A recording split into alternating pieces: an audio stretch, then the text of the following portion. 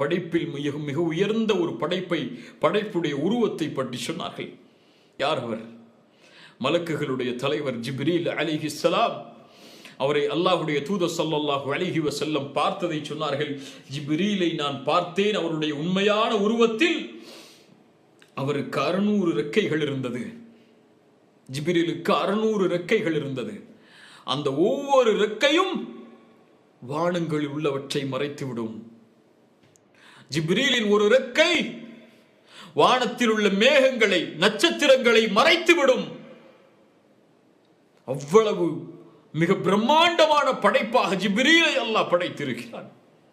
அல்லாஹ்வுடைய தூதர் ஸல்லல்லாஹு அலைஹி வஸல்லம் மேலும் சொன்னார்கள், ரஹ்மானுடைய அர்ஷை சுமக்கக்கூடிய அந்த மலக்குகளில் ஒரு மலக், அவருடைய உருவம், அவரை பற்றி எடுத்து சொல்வதற்கு நான் அனுமதி அளிக்கப்பட்டேன். அவருடைய ஒரு உருவம் அவருடைய காதுக்கும் அவருடைய கழுத்திற்கும் இடைப்பட்ட தூரம் 700 ஆண்டுகளுடைய பயண தூரம் என்று சொன்னார்கள்.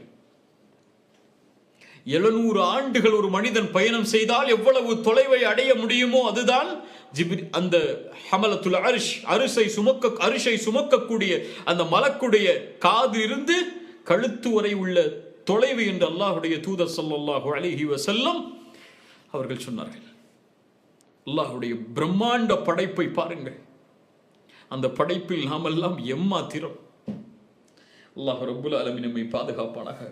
ஹுவல்லாஹுல் காலிக் அல் பாரி, பரிபாலிப்பவனவன், அல் முஸவ்விர், உருவங்களை அழகான முறையில் அமைப்பவனவன், லஹுல் அஸ்மாஉல் ஹுஸ்னா, இன்னும் அழகிய பெயர்கள் பண்புகள், இன்னும் அழகிய பண்புகள் பெயர்கள் அவனுக்கு உண்டு. யுஸப்பிஹு லஹு மா ஃபிஸ் ஸமாவாதி வல் அர்த், வானம் பூமிகளில் உள்ள எல்லாம் அவனை துதித்துக் கொண்டிருக்கிறது.